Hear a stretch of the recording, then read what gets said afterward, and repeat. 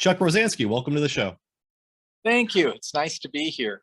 One of my original taglines for this show was the interesting podcast for interesting people. And you, I think, are one of the most interesting people in the United States and definitely in the realm of comic book collecting. You have the largest comic book store in the country, and you have lots of interesting stories. And I just would like to say to all the people listening and watching that we're not going to be talking about Superman and Batman through this episode. We're going to be talking about the hobby of comic book collecting, the business aspect of it as well, and just the cultural impact. And again, Chuck has lots of amazing stories. So this is a really an interview that I've been looking forward to for a while.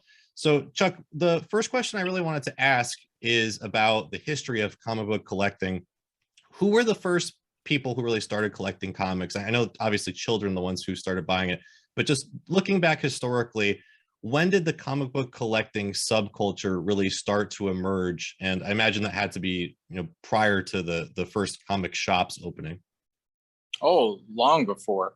The comic book collecting world, the community, sprang up out of science fiction collecting, and the people that were reading the pulp magazines.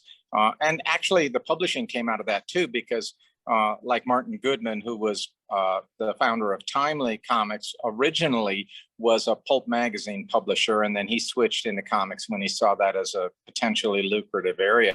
But this was all in the 1930s.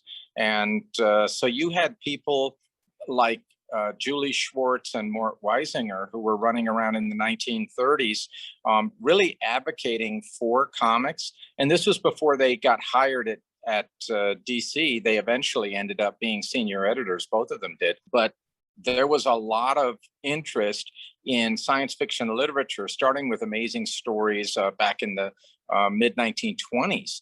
And so as that gradually evolved, guys like Claude Held, who was a dealer out of Buffalo, New York, and I use the word dealer loosely because Claude at that time was about how old I was, 14, when I started. But Claude used to go to the Buffalo News on Monday mornings and buy all of their leftover Sunday sections. And he actually sold those through classified ads in the pulp magazines to people who wanted to read the full-size stories like Prince Valiant and Flash Gordon by Alex Raymond and things like that. So comics retailing was going on very actively in the late 1930s, early 1940s. The first stores were almost exclusively swap shops where you could come in and trade 2 for 1 or buy a comic for a nickel. So there were some of those here in Denver, and there were still actually some in existence when I got serious about comics in the late 1960s.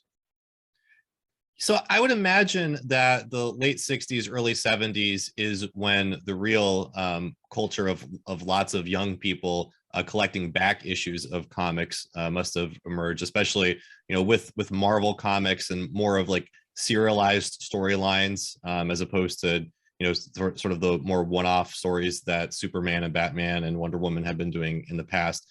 Is that accurate to say that the hobby really exploded in the 1960s? Yes. You had the emergence of the first dealers in those days, and also what were called fanzines, which were originally printed on Ditto machines, most of them. And so anybody who had an old Ditto Master transfer machine could print up to about 200 copies of a little magazine where they would do drawings, and they would create stories about comics history, or maybe even write an original story that could conceivably be made into a comic. And there were, during the 1960s, probably 1,000 different fanzines that came out.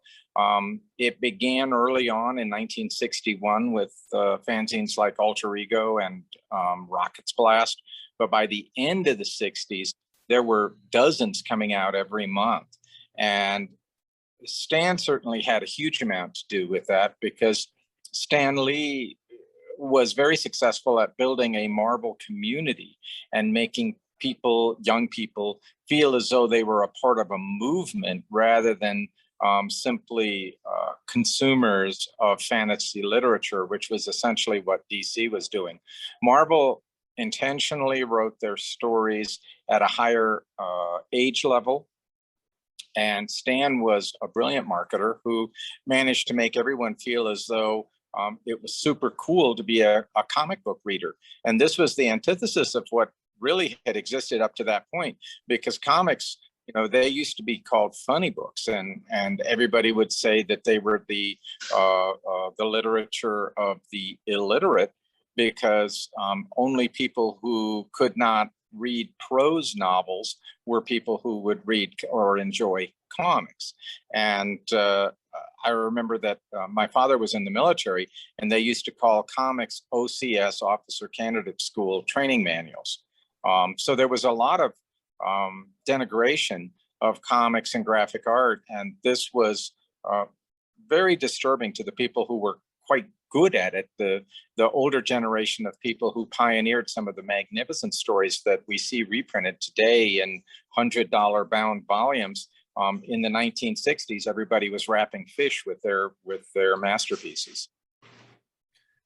So could you just briefly go over what you think some of the real successes of Marvel Comics were in the 1960s, or how they were able to strike a chord? I know that often people point to Peter Parker sort of, being an alienated youth, and there was a heavy focus on radiation and like gamma radiation for the Incredible Hulk to speak to, the fears about nuclear bombs.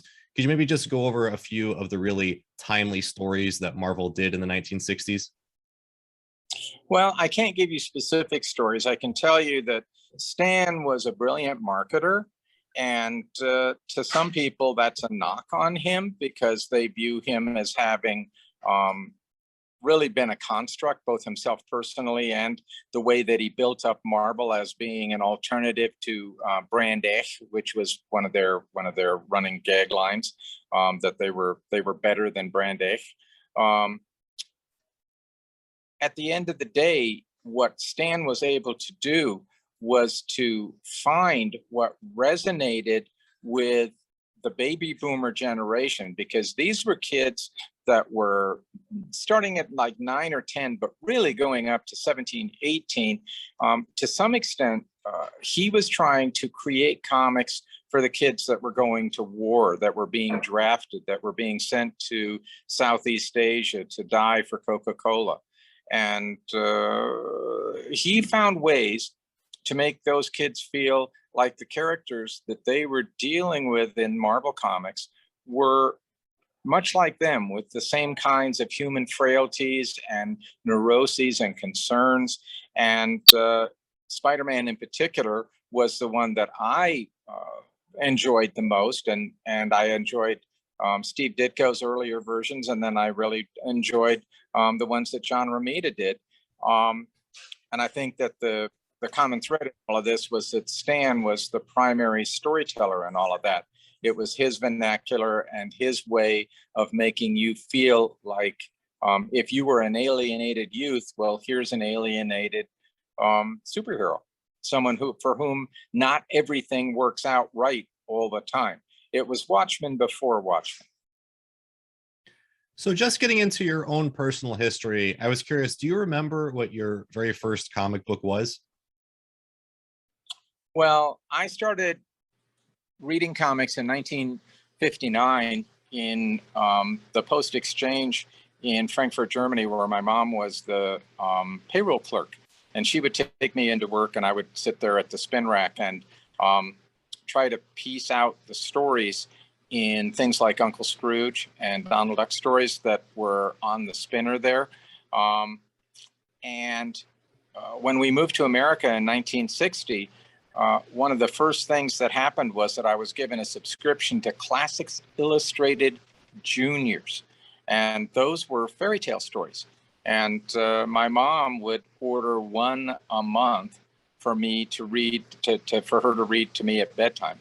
And so I was reading Classics Illustrated when I was 5 years old. Somebody told me that actually the Golden Age comics that are very rare today, they were actually printed at higher runs than comics are currently, but it's just the fact that they all got destroyed over time. Is that true? Yes, it's totally true. In fact, if you go back and you look at the DC comics from the 1960s, a lot of them were selling in the 600,000 to 800,000 range.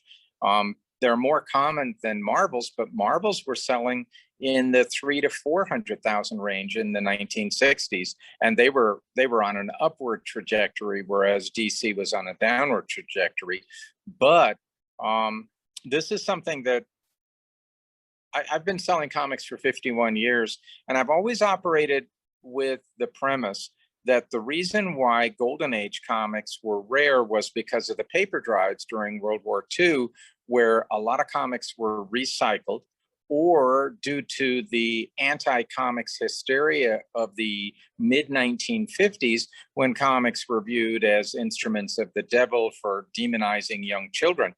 I thought, well, a lot got pulped and then a lot got burned in bonfires. And so that's why they're so hard to get. And the answer is much simpler than that, actually. And that is that tangible paper goods have a destruction rate that is horrific, and they're disappearing by the day.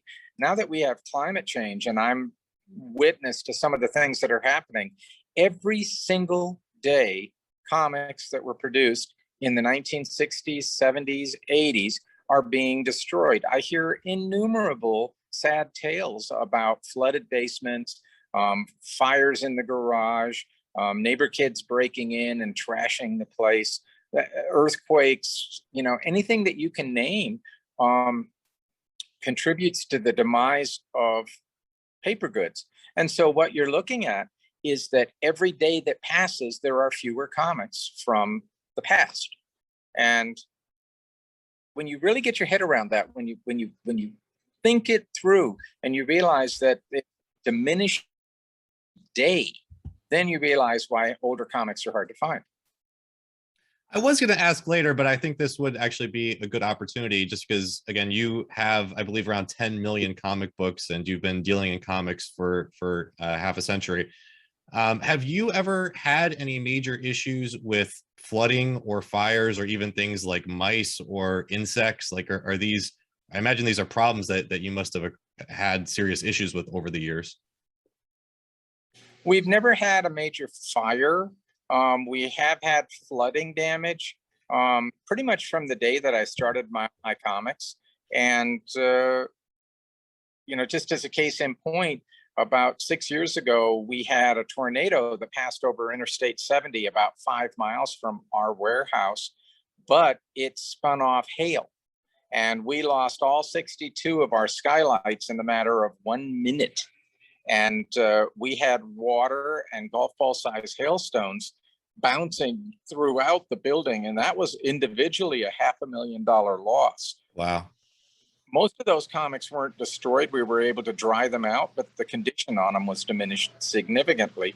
So you have both actual full destruction, and then you have the fact that comics in high grade become harder and harder to get because there's so many things that can happen. And moisture is the number one problem.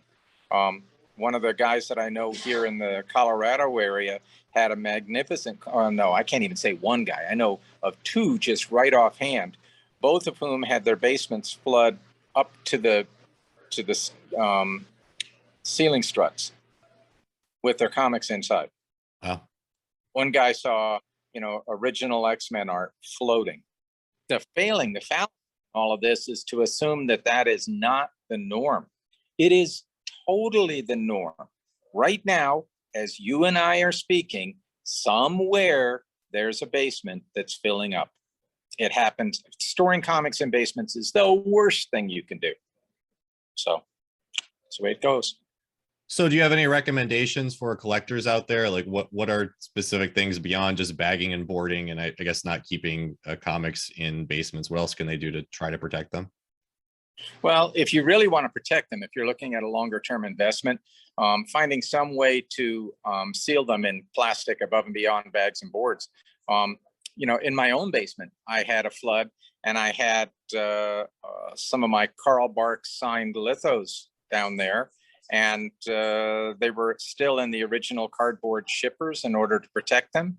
But the water wicked up in the ship in those through that cardboard, and then actually went into the Mylar and damaged the prints that way. So no matter what you do, you really got to try and make kind of a hermetic seal so that you don't have water going in. And by the way, CGC books do not have hermetic seals, just so that somebody is sitting there thinking, well, I got all mine graded, so they're safe. Oh no. Okay, think again. Okay, you got to do way more than that. And so, this will sound crazy, but I know that I lose stuff. Like I have a storage trailer. I have many storage trailers, but I had a storage trailer that was broken into, and a lot of stuff was stolen, but a lot of stuff was trashed in the course of people breaking into that trailer. So what was my solution? I went out and bought another trailer full of comics. See, I can do these sorts of things. And then just for the hell of it, I bought 10 more trailers full of comics. And so now I got enough comics to last me a little while longer. So I view destruction and damage of some of our merchandise on any given point in any day as just sort of being part of the game. But it never occurred to me that this was happening to everybody all the time. Well, Chuck, I did want to go over the story of your two major acquisitions for anyone who may not be aware of them. You acquired two huge, famous collections of comic books, now known as the Mile High 1 and the Mile High 2 collection. So could you just briefly go over the story of Mile High 1? How did you come across those comics, and just what were some of the gems in that collection? Well, it was every gem, because it was every Golden Age comic of a superhero nature from 1938 through 1950. And they were all in unread, pristine condition. So that particular collection was put together by a gentleman by the name of Edgar Church on the west side of Denver. And he was one of the very first people in the nation, if not the first. I do believe he was the first person to actually have a pull and hold at a newsstand. So in other words, the copy of Action Number 1 that came out of the Edgar Church collection actually has his name penciled on it very lightly, which means that he had requested it and they had set it aside for him. And given that he had pretty much one of every single comic print for 13 years, my assumption is, and I believe this to be valid, that he was getting comics pulled every week for him. I was contacted by a realtor who was trying to sell Edgar Church's house after he had become incapacitated. He was in a nursing home, and the family wanted to sell the house as quickly as possible. And they viewed Church's lifetime accumulation of art, and he was a professional artist. So he had what were called clip files. Nowadays you can go online, and if you want to see an image of a butterfly, you can pull up 6 billion images of a butterfly. But back in the 1930s, if you wanted an image of a butterfly, it was really great if you had a legal box filled with different clippings that you had cut out of butterflies. And so Church had a house full of clip art that facilitated his ability to create his own original art. And so his family, after he became incapacitated, decided that they were going to throw everything away. And blessedly, they started first with the clip art that was out in the main room of his basement, and then quickly came to realize that it was costing them way too much in additional fees from the trash company for going vastly beyond. When I went to Church's house the first time, they had a pile out in the alley of boxes filled with his art, both original art and clippings, that was about 15 feet long, 3 feet wide, and 6 feet high, like a cord of artwork that they were sending off to. And so their main concern was they just wanted to get rid of the stuff so that they could sell the house. And the remark was made to me that the west side of Denver was becoming Hispanic, and they wanted to sell the house before the Mexicans moving in drove down the property values. So do you believe that they threw away any of those comics, or was it just the artwork that ended up getting thrown out? Well, there was a room, aside from the room that I emptied that had Golden Age hero comics in it, that was empty. And an odd anomaly of that collection is that I got all the superhero comics and then a smattering of what would be considered humor comics, things like Archie and Pogo and Walt Disney's Comics and Stories, just a smattering. And then there were just a few of the hero comics missing. And what my theory is that Church separated his comics by the hero books, which were in the closet that I eventually purchased, and then the humor books that were in the other room. And I think they did throw the humor books away. Well, you mentioned Action Comics #1. That is, of course, famous as being the most valuable comic book in the world. I've heard that there's only about 100 of them that exist.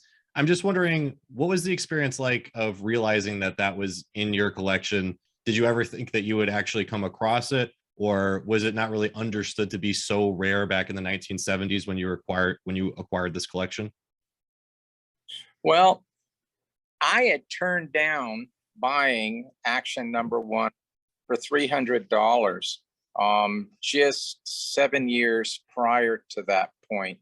Barry Bauman, and this, if you think of the parallels today, it's just hilarious.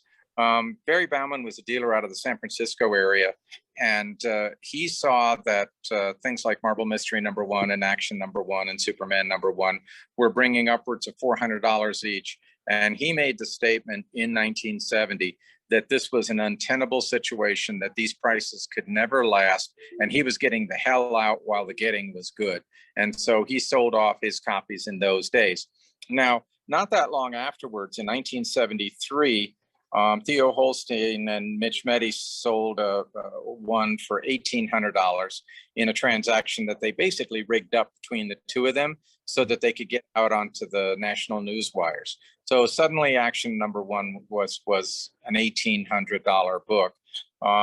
When I bought it in January of '77, I think in the Overstreet it might have listed for like $3,000 or $2,500. So relative to today's values, it had nowhere near the cachet or the value. There's another thing to realize, and this is, for me, really scary. I mean, I think of these, I think of this, and it's just like, are you kidding me? When I bought the Church collection in January of 1977, so we're dealing 38, 48, 58, 68, so 39 years old. Okay, if you go back 39 years from where we are right now, you go back to like 1982, you go back to Dazzler #1. Right. Okay, so if you were buying a collection today and it had a whole bunch of Marvel comics in it that had a 30-cent, 35-cent cover price, which is from that time period of 39 years. And if you think about it, the print runs on books like Action #1 were probably triple titles like Dazzler #1 from that same time period, Kazar #1. Whoop-de-diddle-do. Nobody cares about those 1981 books because they're not old and rare enough. When I was buying the Church collection in '77, yes, Golden Age comics had a lot more cachet then, because there hadn't been people accumulating them and putting them in plastic bags and shoving them in their closets and under their beds and in their garages. But still, that book was only 39 years old when I bought it. It's kind of weird. When you saw that comic, was that a big moment for you? Just again, because that is kind of considered like the holy grail, or were there any other specific ones? I know that Red Raven #1 was a big deal. Was there any individual comic, or was it just the experience of getting all of the entire collection? It was the entire collection.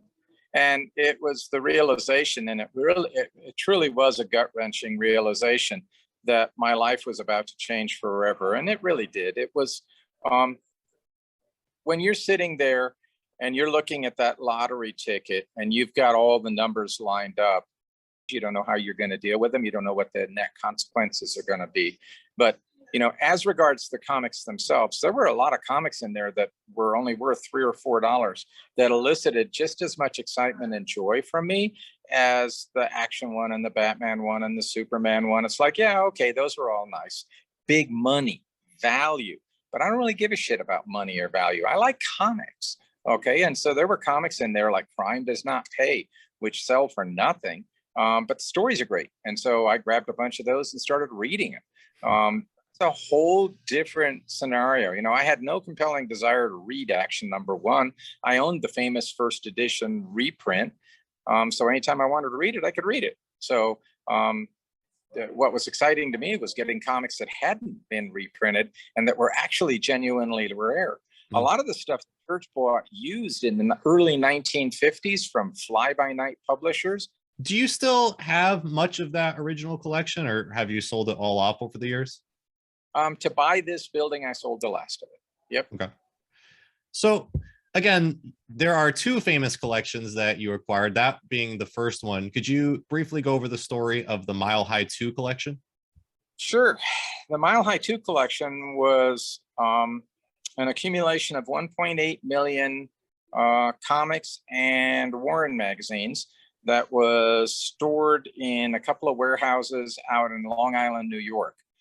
These were books that had been part of what was essentially a mafia scam, where they would order extra copies of books from the publishers and then send in an affidavit saying that those books had been shredded because they weren't sold, when in point of fact, they were being sold to this guy that owned a remainder book company, and he was just putting them away and selling them off occasionally. But he put them away for years and years and years.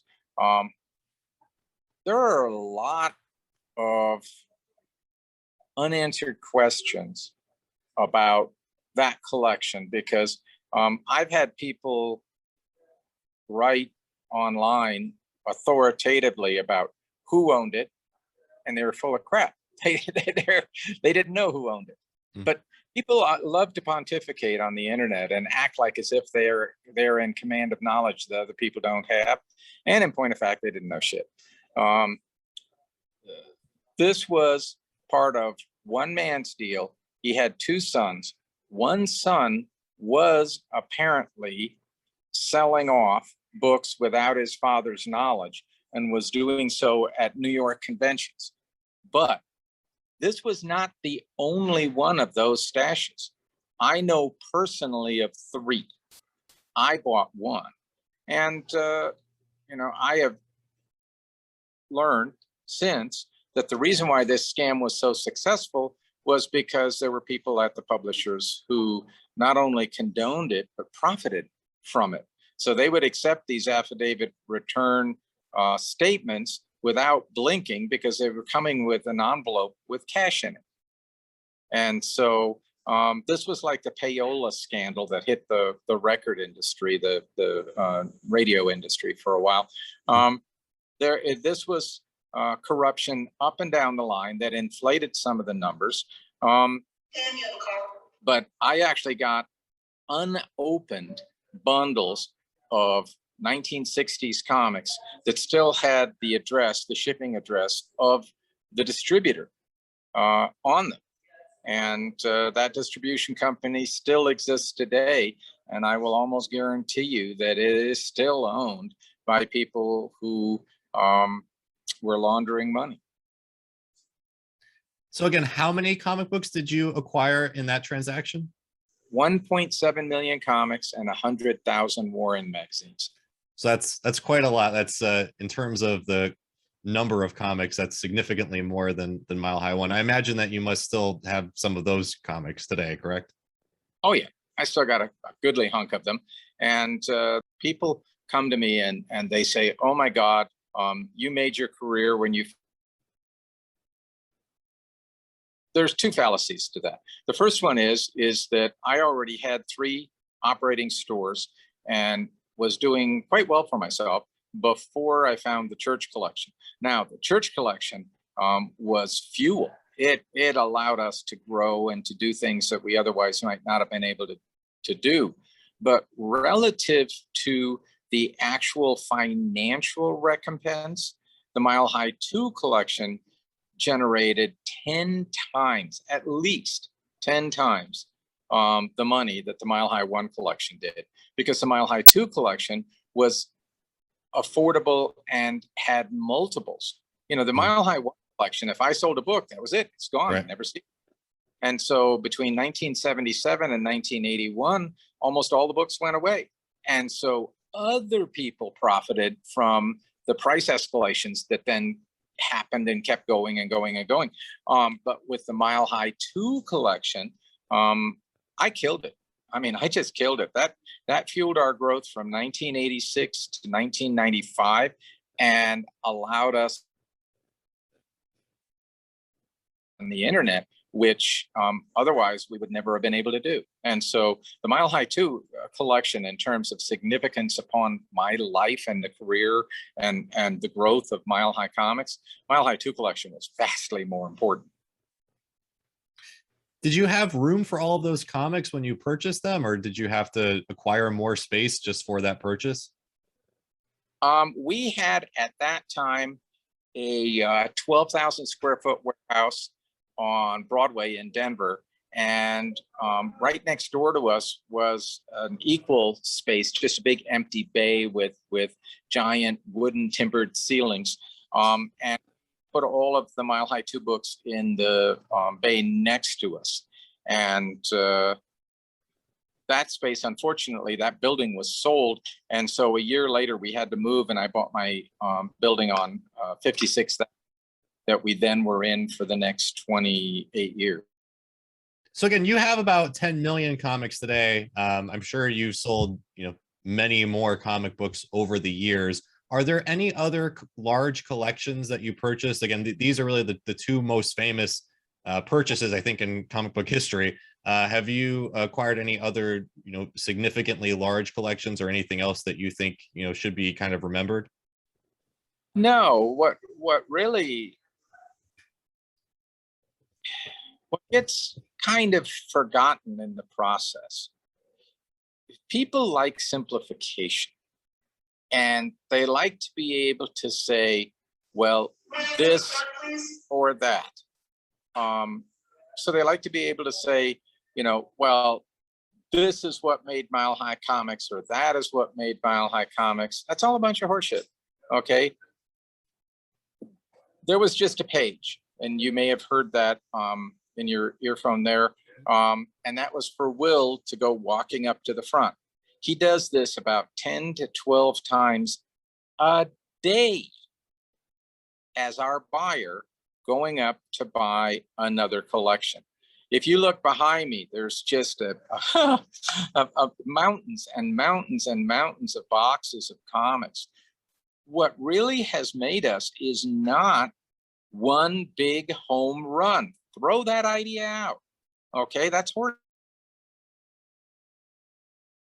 Application over decades of the same basic principles, which is you buy a collection, you sell off about 1/3 of it in order to cover your costs. You keep the other 2/3.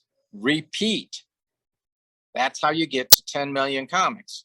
There was an idiot who went out about 8 or 10 years ago. We're talking about somebody with way more money than brains, who went out and bought 10 million comics.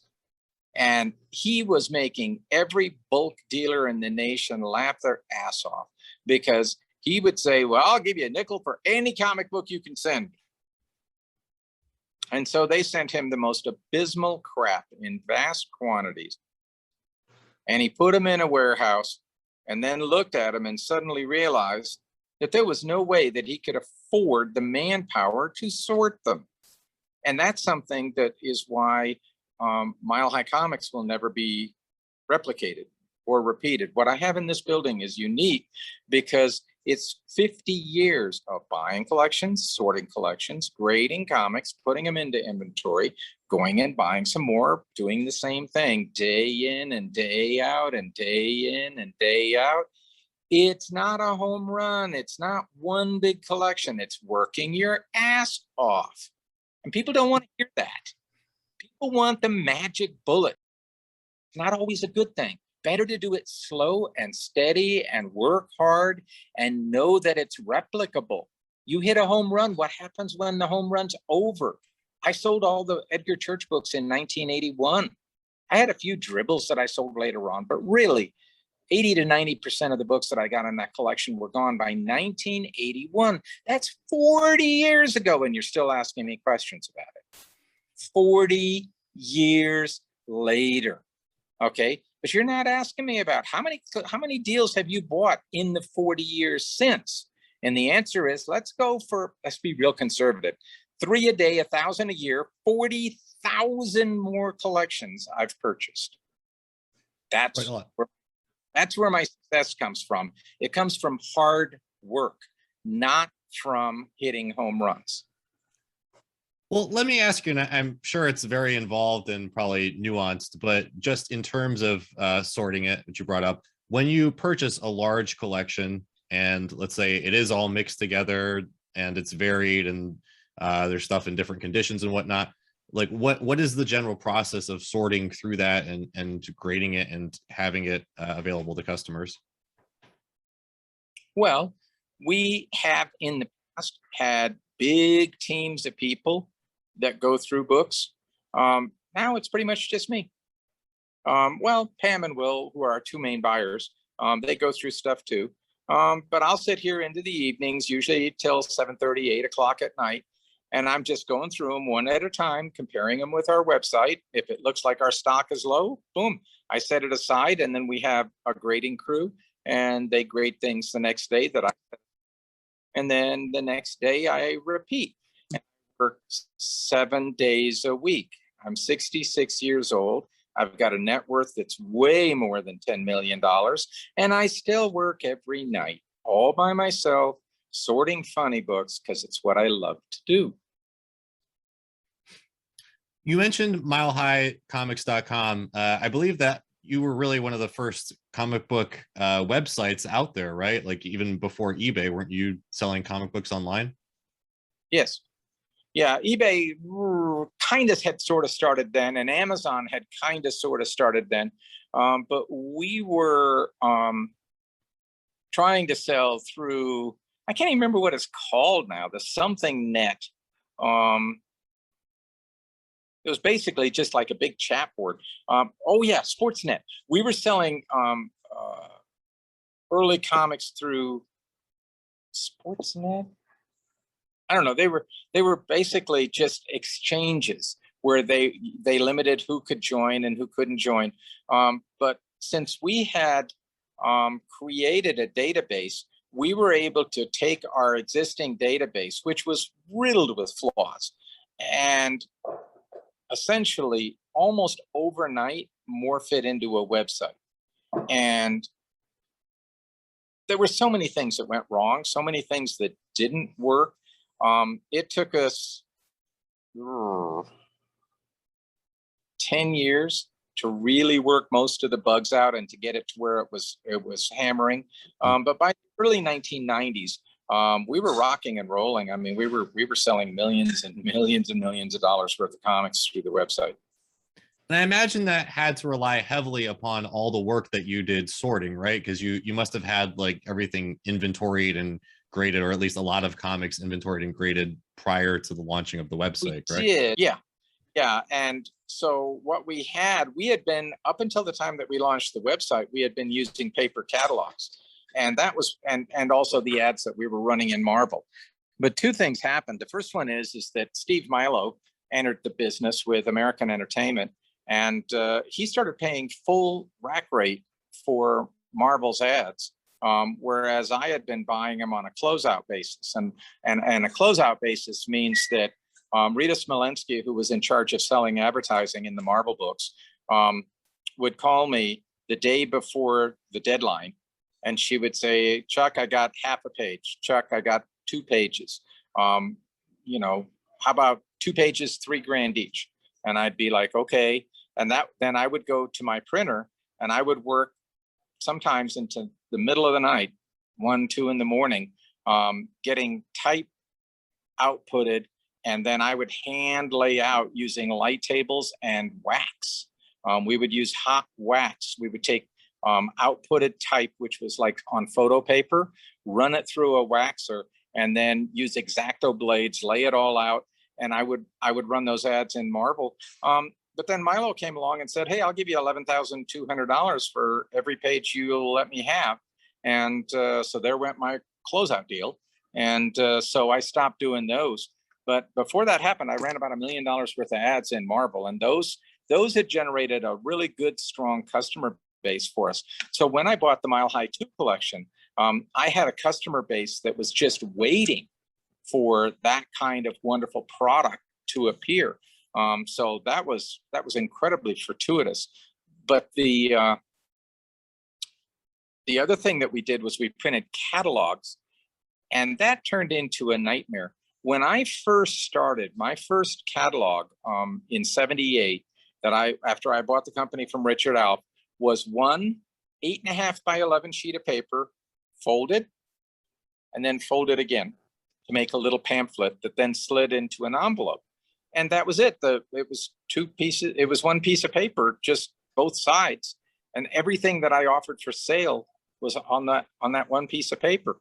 Well, by the time I quit with paper catalogs, we were printing 128 pages of micro in order to list all the comics that had been published. The problem being that between '78, when I started doing things, and '96, when I stopped, there was such an explosion in the number of titles and issues. And then there's always the things that you needed to put on there, like first appearance mantra or whatever. You know, you'd have to put these things in there, and it became totally non-cost effective. My nightmare in those days was that I always owed our printer immense amounts of money. I mean, this is in 1990, say $5. I would owe them $50,000, $60,000, $70,000, and they were charging me 1.5 VIG a month on the unpaid balance.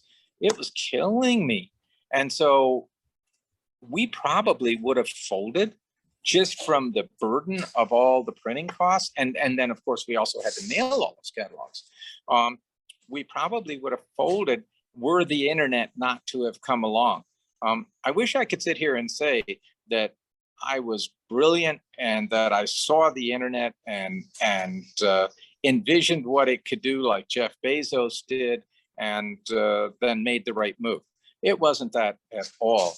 And so when the opportunity arose, I was actually over in Germany, and I had a guy that I knew and liked who said, "You know, Chuck," he said, "your catalog, if you have it in a computer, in a database," he said, "your catalog would make a phenomenal website." He said, "You can do this in a heartbeat." So I came back from that Frankfurt show, and I went to my programmer and I said, "Is this really true?" And he took a look at it and he said, "Yeah." He said, "I can have it for you tomorrow." And so out of one chance conversation over at the Frankfurt Book Fair, my website and milehighcomics.com was born. I was completely clueless. I didn't know what we were doing, but it saved my ass. What's interesting, and this was I will take credit for one thing, and that is that 90 days later, we printed our last catalog and we sent it around to everybody. And in my editorial that's in there, I said, "You know, I love you guys, but killing all these trees is bankrupting us. So from now on, you will either have to order from us online or find somebody else to buy your comics from. And you have no idea the degree of outrage and vitriol that hit me after I sent out that column, because I had thousands of our clients who wrote to me and said that they would never use computers to buy comic books. They didn't trust that interwebby thing. Okay, they were never going to give up their credit cards online, and that they were done with us. And the statement that I have no interest in selling to the past and to the people that had one foot in the grave.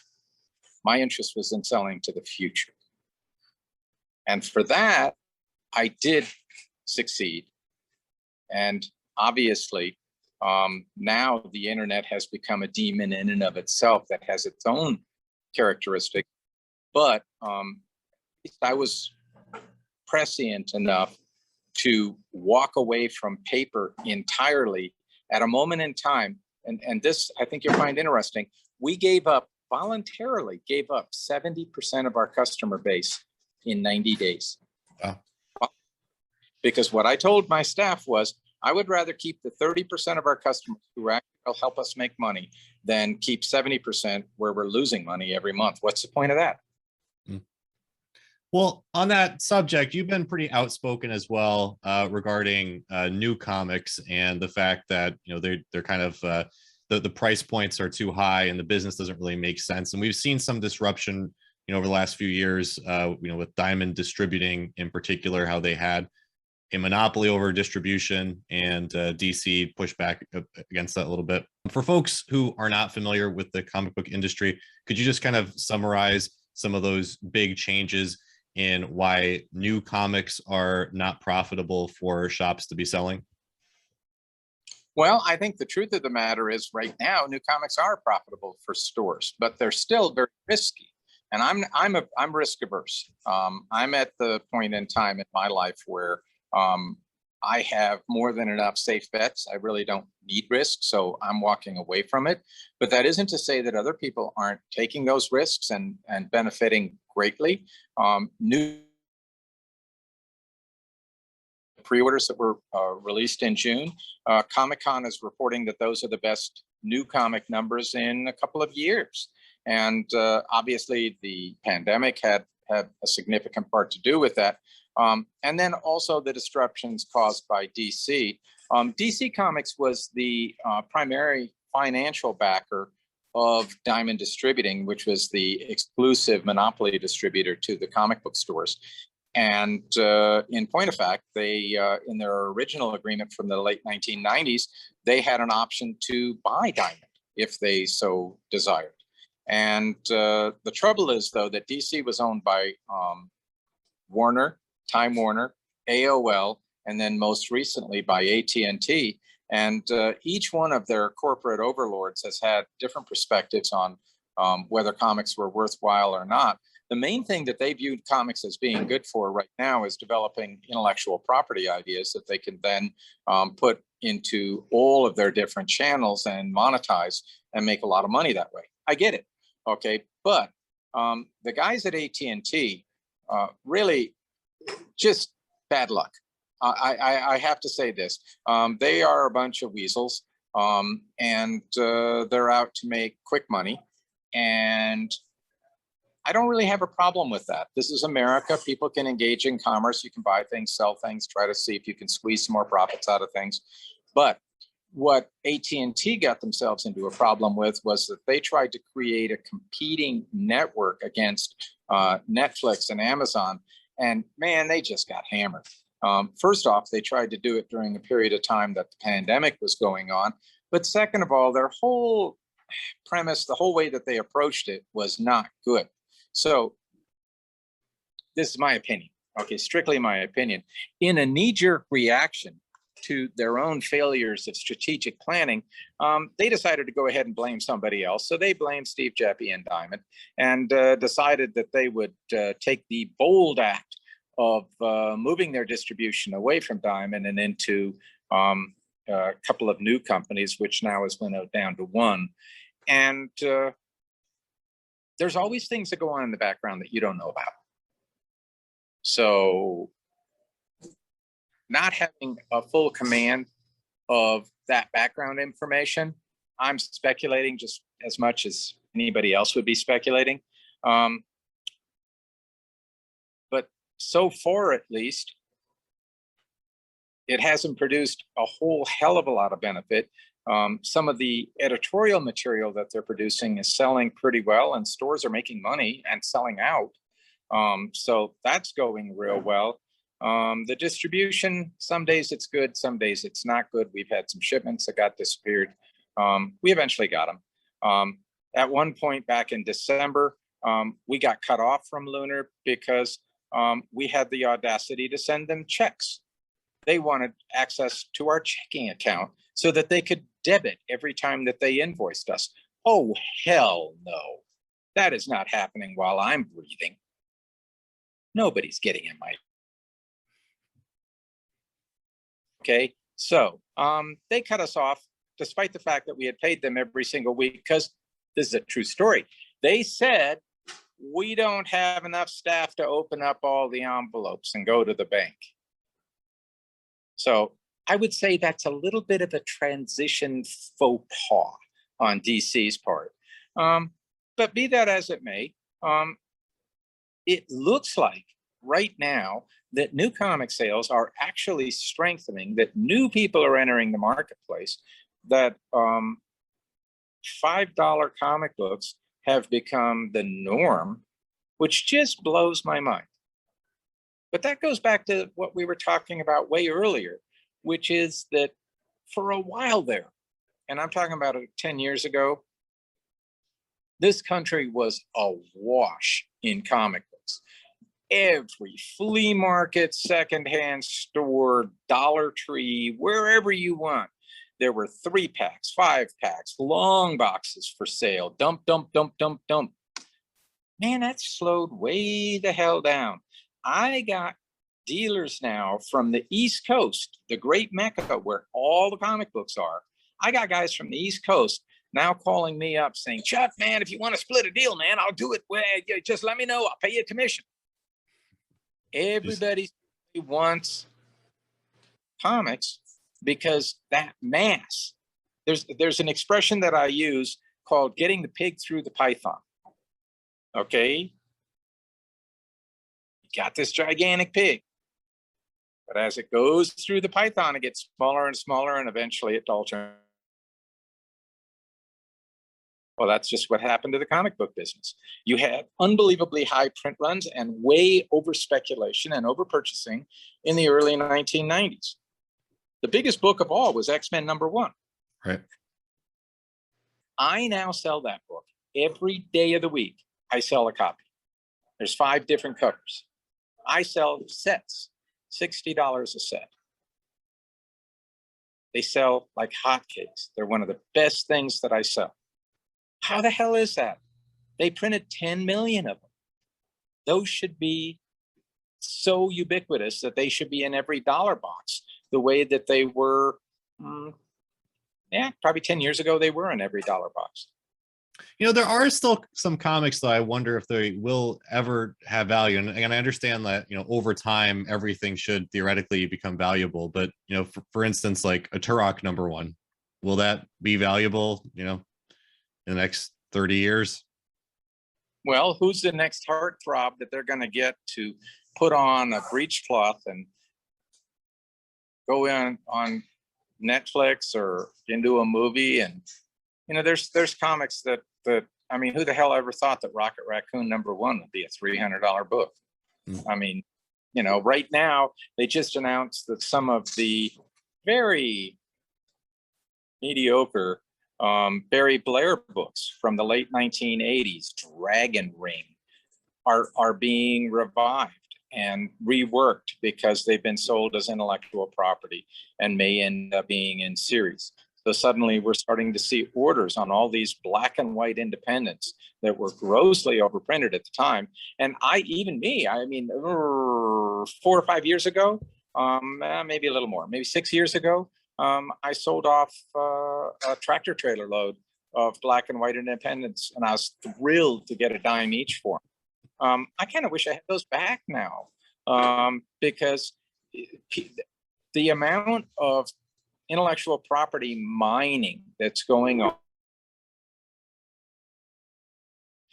the rights to these god awful things, it's surprising. And so you can't count anything out at this point in time.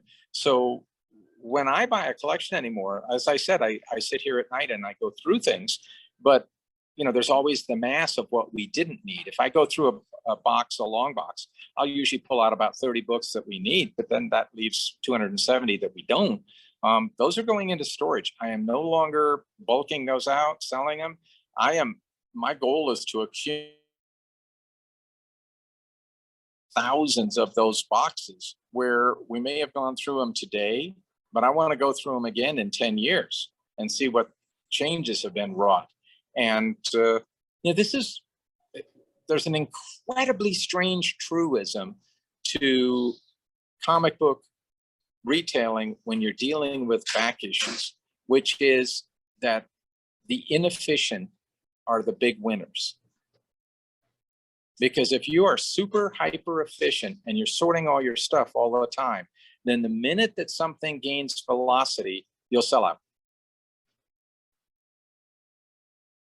But if you let stuff sit unsorted while it gains velocity and then further velocity and further velocity, you do really well. I'll give you a case in point of how that works both right and wrong.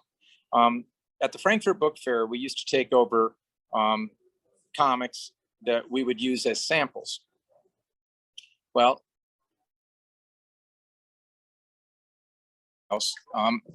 in there, I found a Teenage Mutant Ninja Turtles #1. Wow. And I brought that back and I sold it for $500. And at the moment that we took it over there, we were trying to flog it at cover price, which I think was $1.50, and we couldn't get it.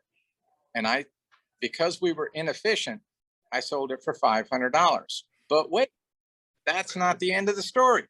Okay, if I would have not sold it for $500, if it was still sitting in my uncle's barn and I went and got it today, I could sell it for $5,000. So because I was inefficient, I made $500. But if I would have just been more inefficient, I would have made another $4,500. This business rewards inefficiency. Do you think that will always be the case? I mean, I understand that, over time, it definitely has been the case. And we talked about the value of Action Comics #1, for example. But I mean, there are bubbles, right? Like in the early 90s, there were speculative bubbles. Do you think that we're currently in a speculative bubble and that some of these prices may come crashing down? No, not in the slightest. And if I did, first off, I would tell you. But second off, remember I said earlier that as we speak, there's a basement flooding? Is there a Turtles 1 in there? Are there Marvel Silver Age books in there? Could there even be Golden Age books in there? There's another basement flooding now that the other one's filled. Every single day, comics are being destroyed. And it took me 50 years to figure this out. The reason why comic prices go up and why scarcity seems to increase exponentially over time is because of environmental destruction. I really didn't get that part. I didn't get that. See, there's another collection heading up for another one. But that's just the fact that so many comics are being destroyed all the time is what makes X-Men #1s go up in value. It's crazy. I wish I would have figured this out a long time ago because I would have been a much less efficient. So Chuck, I know that we're out of time. I just have a couple really quick questions, specifically about Action Comics #1. As I mentioned, I've heard that there's about 100 of them that still exist, and somebody online I saw was disputing that number. I guess he's a dealer and said that just based on some of the transactions he's done, he believes that there's more than that. Do you have any thoughts on what the population of that comic may be? Well, I've seen as many as 5 on one dealer's table at one time. I think Steve Jeppy took 5 to San Diego one year. I don't think that 100 is correct. I think that it's somewhere north of there, but I don't think it's a lot. 300, somewhere in that range. Do you think any more will be discovered? Because I know the most recent one, I believe, was a guy found it in a wall of a house, right? Oh yeah, there'll be more. Yeah, I mean, look at, if you really want to get crazy about things, take a look at Australopithecine jawbones. You know, they got to find those in rock strata in the middle of Kenya, and they keep finding more every day. They keep popping up out of here and there, and those are 3 to 5 million years old. The minute that we start thinking that every attic and every basement has been crawled through, yeah, we're fooling ourselves. But at the same time, there's more being destroyed too. So the real question here is, let's just say that there's 200 copies. Most of those are going to be in really, really secure, safe spaces. But that's what they thought about that Surfside condo complex too. And you got to ask yourself, how much artwork was destroyed when that thing fell down? And I'm not trying to be morbid or anything here. I'm just pointing out that when disasters occur, there's a decrease in the amount of collectibles of all kinds. I mean, in Surfside, did they have paintings? Did they have rare furniture? Did they have jewelry? You see what I'm saying? Yeah. There's just happening all. How much got destroyed there? They just had entire villages get washed away in Europe. How much stuff was in those houses? That's the thing, is I've had floods in my house, and I live on a hill. Okay, but we had a storm just like the one that hit Europe, 20 inches of rain in 24 hours. And even on a hill, my basement flooded and I lost stuff. And there's this constant environmental threat that is decreasing the number of copies that are extant. Now, one thing we haven't touched on, I want to hit this real quick. Have you heard about, I believe it's the Blackstone Group that just purchased CGC? Well, this is a major thing. And think about it for a second. If somebody walked up to you and said, give me $10,000 and I'll let you buy in on a 4.0 action number 1. You can have a 1% ownership of it. And you'd say, yeah, I don't think so. And then they'd say, and Michael Jordan is the guy who's got the key 1%. You get a certificate, goes on your wall. Oh my God.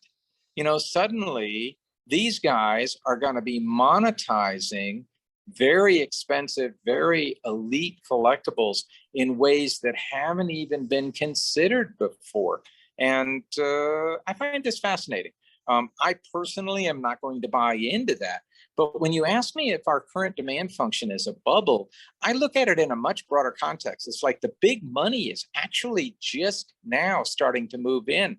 They're talking about creating a mutual fund where you can buy a market basket of 500 or 1,000 golden age books, and you can buy, shares in that. Let's say that the total share value that they put out there is $10 million. So, for 100 grand, you buy 1% of that. And if they go up in value, then you gain from that. They're talking about doing it in the same way that they do gold and silver futures. Now, those markets aren't as liquid, or comic markets aren't as liquid by any means. But on the other hand, when you have companies like Heritage and Comic Connect out there flogging big books every day, they're more liquid than they used to be. I question whether this bubble is just actually at its beginning, not at its end. That's why I'm out there buying every day. I mean, I'm going tomorrow to buy another major collection. I'm driving 1,000 miles to buy another major collection. Look behind me. I got comics up the ass. Why am I buying more comics? Because I really believe in tomorrow. If I thought it was a bubble, I would be bailing right now. Oh, wait. Well, last question that I have is just regarding, again, Action Comics is like the most sought after one, and I was asking you specifically about that when you bought the Edgar Church collection. Um, but are there any comics that you either have never owned or that are thought maybe not to exist anymore? Or just is there a specific comic that you would love to get your hands on? There are no comics that I'm searching for these days. The only one that I would really kind of like for myself was one that I sold.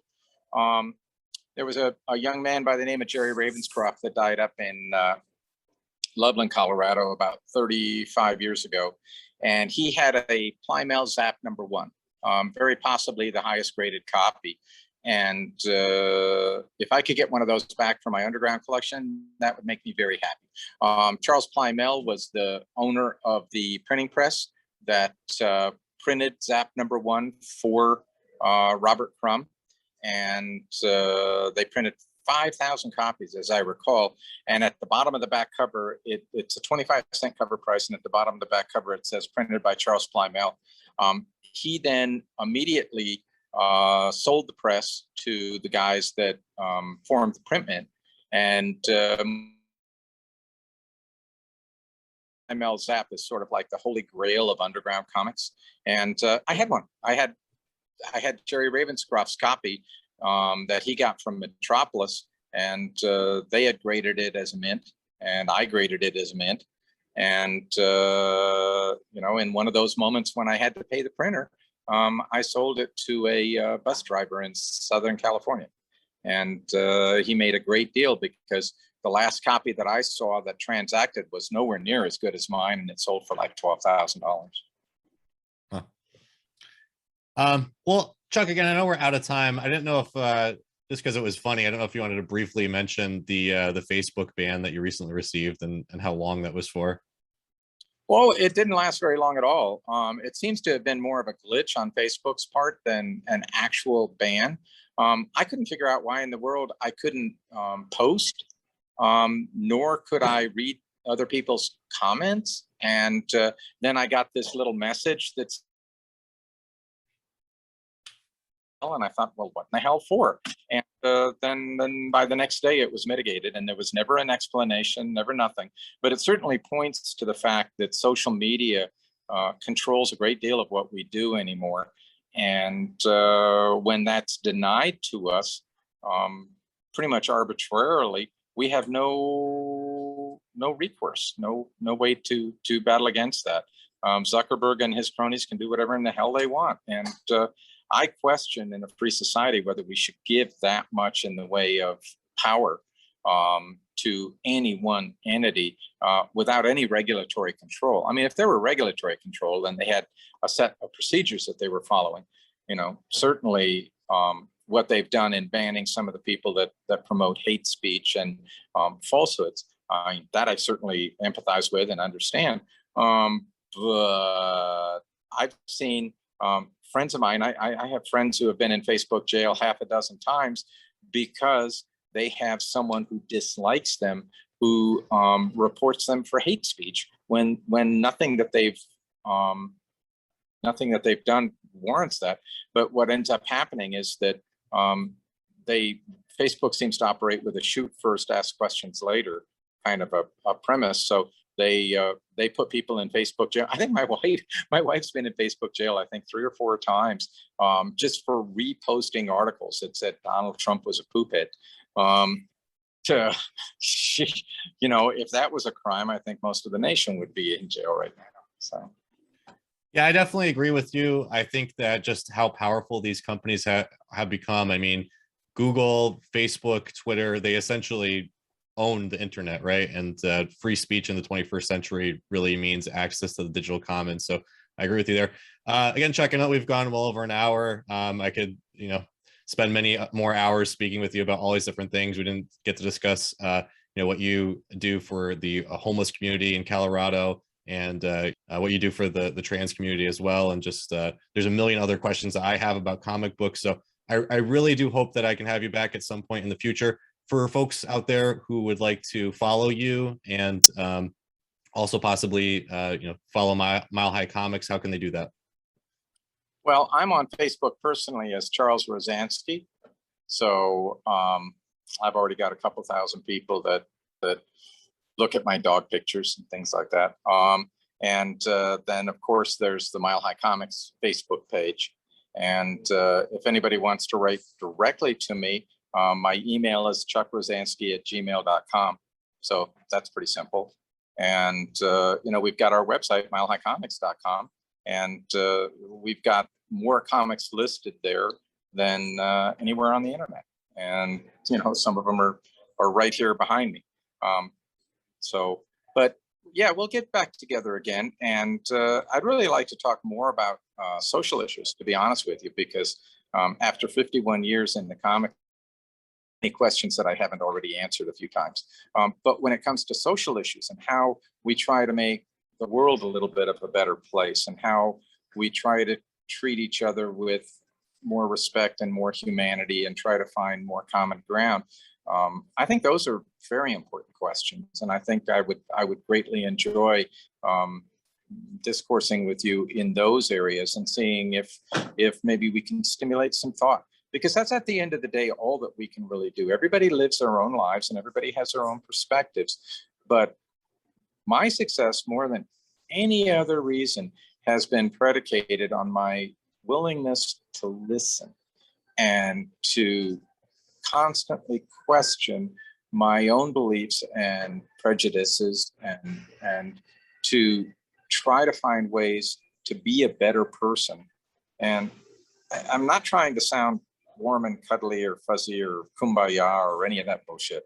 Okay, I'm just saying that living as a human is complex, and it means that you have to interact with other people who sometimes have radically different views, and finding ways to do that so that it's a positive rather than a negative is one of the most important keys to having a good life. And so if we can have a discourse where we try to examine how that can possibly be brought about, I think that would be good. Absolutely. I would love that. So yeah, hopefully after your next trip, or when we can get together again, that would be wonderful. And again, thank you for being on today. I really did enjoy this discussion, and I'm looking forward to our next discussion as well.